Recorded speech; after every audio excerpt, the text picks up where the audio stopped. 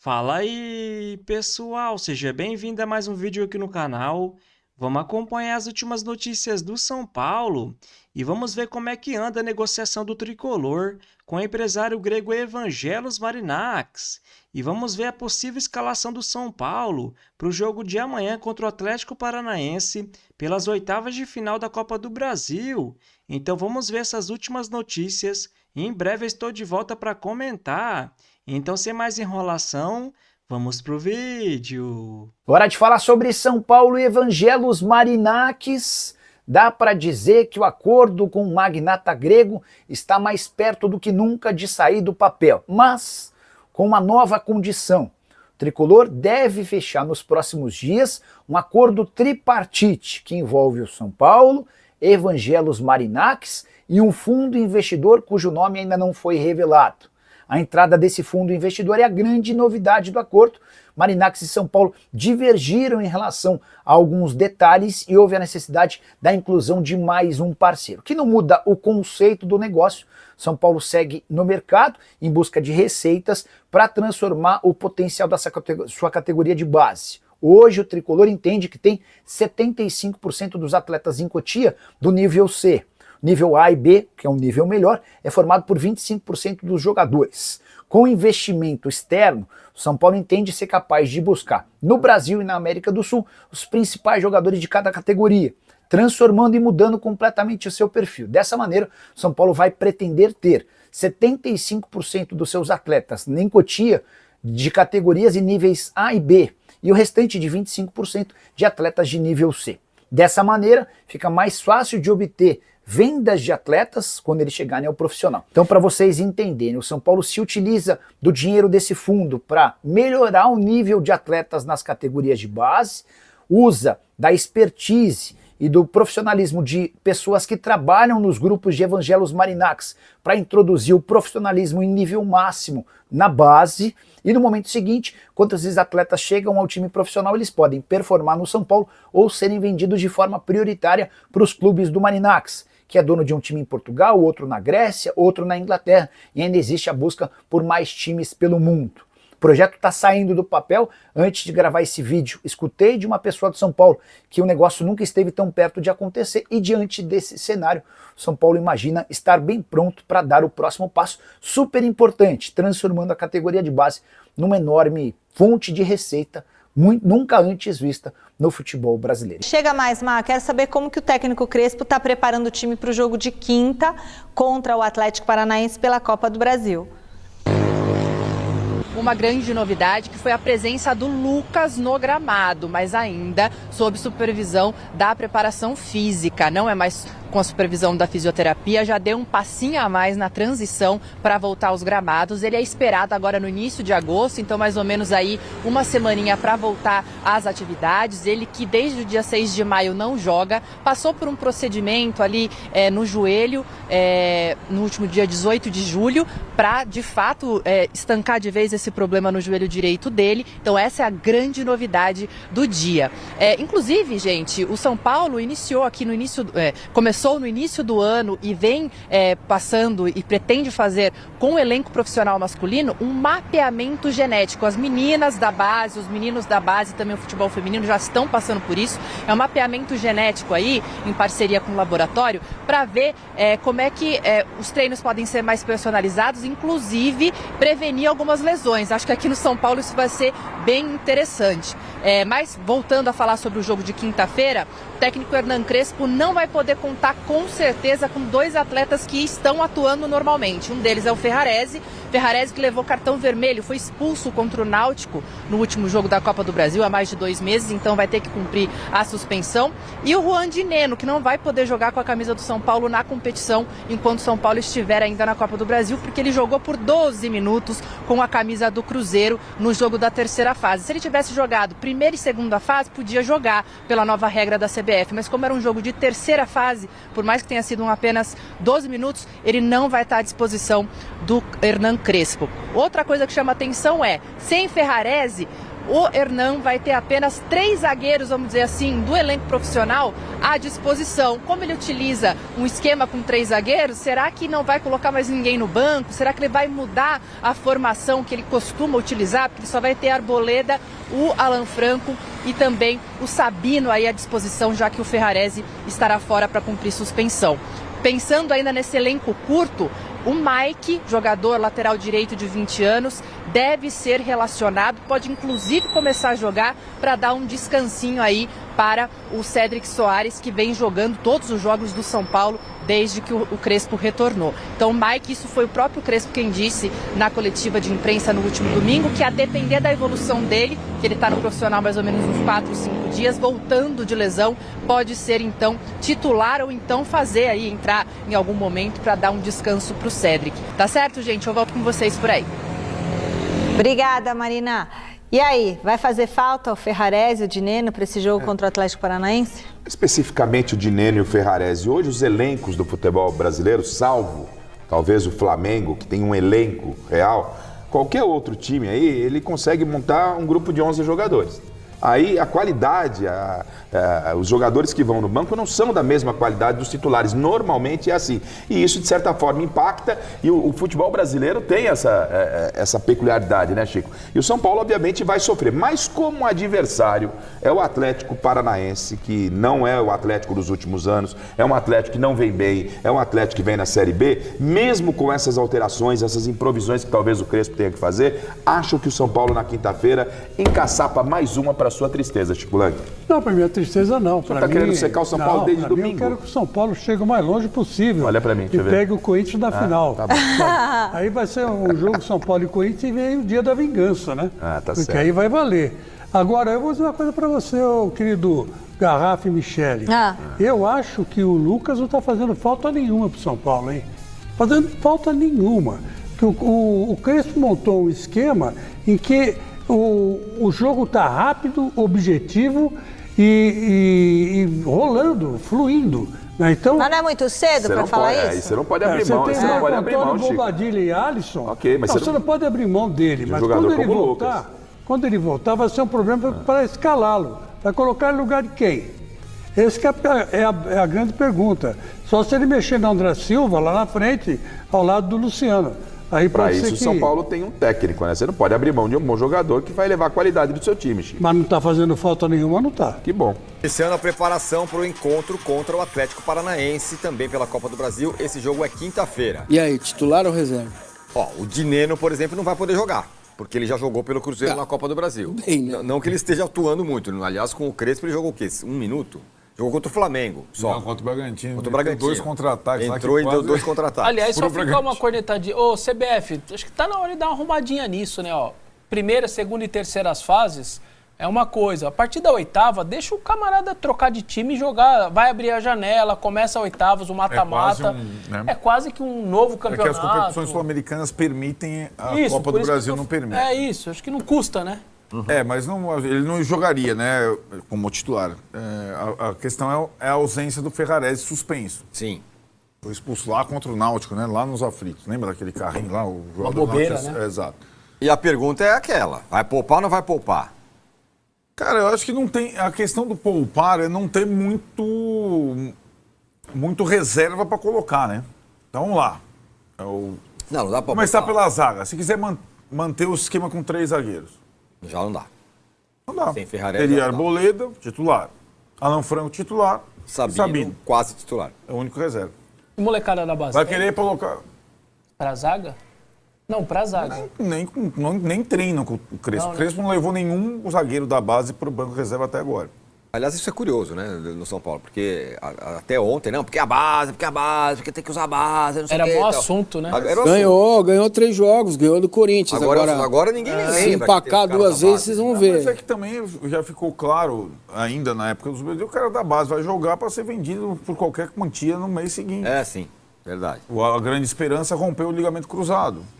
O Ferreira não está treinando do jeito que ele treinava. Até que o torcedor vai levar uma faixa. Não coloquem a base. Não usem a base. Não usem a base. Não usem a base. Bom, eu acho que a questão é também você colocar em perspectiva o adversário, né?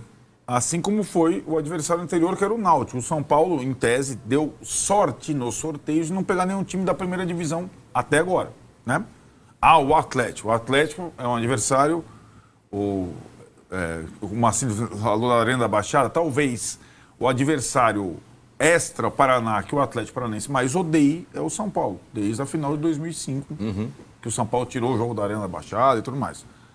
Tem um monte de coisa. Petralha era contra o Juvenal, aquela coisa, né? Petralha está de volta. O Paulo ficou muito tempo sem ganhar lá dentro, lembra? Então, exato. Mas é um adversário hoje de Série B que vive dificuldade na Série B. Está um caos. Um caos administrativo não é como o do Corinthians, porque não tem um rombo financeiro, mas o caos político é até parecido. E o Atlético... Em virtude da falta de oxigenação de liderança. E você vê, né? Era uma coisa impensável. Não tem tudo? Dinheiro, estrutura, estádio. Tudo. Não tem tudo? Uma a Série B torcida, está no meio sócio, da Série B. Tem tudo. Claro que a prioridade do Atlético é voltar para a Série A. Então, como nós estamos falando, quem vai poupar? Talvez o Atlético poupe. Também, né? Sobretudo porque a prioridade não é... se o Atlético eliminar o São Paulo, ele tem que eliminar mais 3 grandes para ser campeão da Copa do Brasil. Poupar é arriscar, não é rifar. São coisas diferentes. Você não tem 2 Lucianos, você não tem 2 Arboledas, você não tem 2 Marcos Antônios. Se você tira esses 3 jogadores do time, o São Paulo não joga. Pode ser o Rinos Michel, né? A então, Favela está num lugar legal, porque a obrigação do São Paulo é eliminar um time de Série B na Copa do Brasil. Claro, evidente. Assim como era o Náutico. Entendeu? Não, assim tá lá. como era o Náutico. Tá certo. É isso. Assim como era a questão do Náutico. Mas então, o Náutico, só estou pegando... O Náutico provocou uma desgraça depois. Exato, o Náutico derrubou o treinador. O efeito cascata do Náutico. Né? Até o Náutico, até machucar o Marcos Antônio... Invicto na Libertadores. Invicto na Libertadores, tinha perdido um jogo no Brasileiro do Palmeiras. Na última bola. É que a galera esquece. Acho que até o Náutico, o São Paulo tinha perdido um jogo no Brasileiro na última bola do Vitor Roque. Olho na tela com os números do Crespo nos 5 primeiros jogos. De acordo com o SofaScore. 5 jogos, 3 vitórias, 1 empate e 1 derrota, 67% de aproveitamento, 8 gols marcados, 1,6 por jogo, 5 gols sofridos, 1 por jogo, ainda é grande. Grandes chances criadas, 13. Chances grandes cedidas, 5. Finalizações por jogo, 13,4. Finalizações sofridas por jogo, 12,6. Esse o desempenho do Crespo desde que ele chegou. O que você ia falar, Vessa? 67% é tipo G4, sabia? Da G4. Mas é que o extrato é curto, né? Curto, mas enfim, é um baita aproveitamento alto. Vamos supor que o São Paulo caia fora, seja eliminado pelo Atlético Paranaense. A pressão sobe para a Libertadores. Com os titulares? Sei lá, ou com reserva, não importa como. Tá. Essa lua de melzinha que tá desenhada aí, não, porque o Crespo, porque ele é demais, porque vamos mirar o G5, não sei o quê. Dá. Não importa como o São Paulo encare, vai dar uma chamuscada, não vai? Não, porque se você jogar com os titulares e cair, pode dar. Com os reservas ou com metade dos reservas, a própria instituição está passando para o torcedor. Sim. Calma, tá bom. Nós não priorizamos. Não adianta você se desesperar. A gente tem 2 cuidados, os outros são outros 2. Eu acho que o torcedor vai absorver melhor. Só que se você começa de 1 a 11, quinta tem que ganhar. 1 a 11 vai ter que ganhar. E se dá ruim na Libertadores, depois? Que é o que ele explicou. Deu ruim depois, paciência. Aí acaba a lua de mel também. Aí pode ser. Claro. Aí vai ter só o brasileiro para não cair. Exato. Traçamos uma linha ali pós-mundial. Como é a classificação do Brasileirão 25 depois da Copa do Mundo dos clubes? Como está? Olho na tela. Tem jogos... Flamengo, Melved, líder, 12 pontos. Tá. 4, sim. Cruzeiro com 10, São Paulo... Olha o São Paulo, hein? Terceiro colocado pós-mundial. Que isso, hein? Palmeiras em quarto. Então vamos comentar sobre essas últimas notícias do São Paulo. E o Tricolor entra em campo amanhã, jogando em casa novamente, agora contra o Atlético Paranaense, pelo primeiro jogo das oitavas de final da Copa do Brasil. o São Paulo não vai contar com o zagueiro Ferrarese, que foi expulso contra o Náutico e está suspenso, e nem com o centroavante Dineno, que jogou a Copa do Brasil pelo Cruzeiro e não pode jogar novamente pelo São Paulo. Então a provável escalação do tricolor deve ter Rafael, Sabino, Arboleda e Alan Franco, Cédric, Bobadilha, Marcos Antônio e Alisson e Enzo Dias, e na frente Luciano e Ferreirinha. Mas é apenas uma prévia, o Crespo pode mudar o time, até porque, que nem eu falei no último vídeo, ele tem duas opções: ou entra com o time titular para tentar definir o resultado e no próximo jogo fora de casa poupar os jogadores, ou já preserva algum jogador nesse jogo. Na minha visão, se ele escolher poupar algum jogador para esse jogo, um pode ser o Luciano, aí ele fazia o ataque com Ferreirinha e com André Silva. Até porque o Ferreirinha não vai jogar o próximo jogo contra o Internacional e o André Silva entrou apenas no segundo tempo contra o Fluminense. No meio-campo, ele poderia poupar o Marcos Antônio e colocar o Pablo Maia, ou se não recuar o Alisson e colocar o Rodriguinho para jogar, né, galera? Até porque o Rodriguinho vem entrando e vem entrando muito bem. Na lateral direita, se o jovem Mike poder jogar, é uma boa opção para o lugar do Cédric. E na esquerda, ele poderia colocar o Wendel, né, galera? Já que ele entrou apenas no segundo tempo contra o Fluminense. Então ele pode mexer em algumas peças e o São Paulo continuar forte. Até porque, que nem eu venho falando nos últimos vídeos, não concordo com alguns comentaristas que vêm falando que a diretoria é covarde por não abrir mão da Copa do Brasil. Porque, na minha visão, como um clube que atravessa uma grave crise financeira vai abrir mão de um dos torneios que mais paga, né, galera? Não faz nenhum sentido.